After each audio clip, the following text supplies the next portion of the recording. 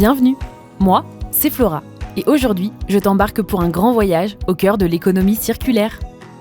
Un circuit en 5 étapes pour explorer et comprendre tout ce qui se cache derrière cette grande thématique. Deuxième arrêt, le chemin des matières recyclées. Aujourd'hui, le taux de matières recyclées dans les produits est important pour les consommateurs. Faux, et vous allez voir pourquoi.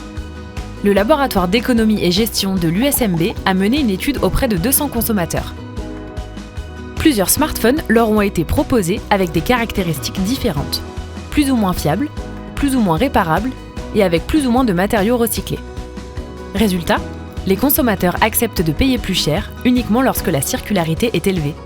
En revanche, pour des niveaux intermédiaires, la réaction est presque la même que pour un produit classique. Autrement dit, un petit effort écologique ne change pas vraiment leur décision. Alors, qu'est-ce qui influence vraiment leur choix ?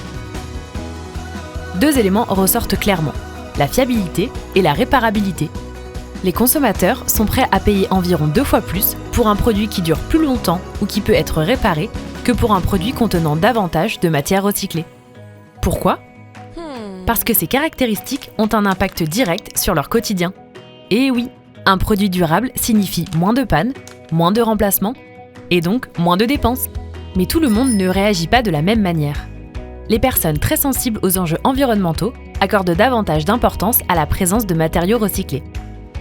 A l'inverse, les consommateurs plus âgés et souvent plus attentifs au prix s'intéressent surtout à la durée de vie du produit. Pour eux, un objet fiable et réparable permet d'éviter un remplacement fréquent et donc de mieux maîtriser le coût dans le temps. Le recyclage, lui, apporte surtout un bénéfice collectif. Il protège l'environnement, mais son avantage n'est pas directement visible au quotidien. Et naturellement, nous avons tendance à privilégier ce qui a un impact immédiat sur notre propre usage.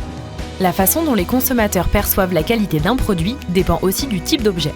Dans certains secteurs, comme le luxe, la présence de matières recyclées peut même réduire la qualité perçue. Le recyclage n'est donc pas à interpréter de la même façon selon les objets et les attentes. L'économie circulaire, c'est donc d'abord concevoir des objets durables, réparables et fiables. Parce que le produit le plus écologique est souvent celui que l'on n'a pas besoin de remplacer.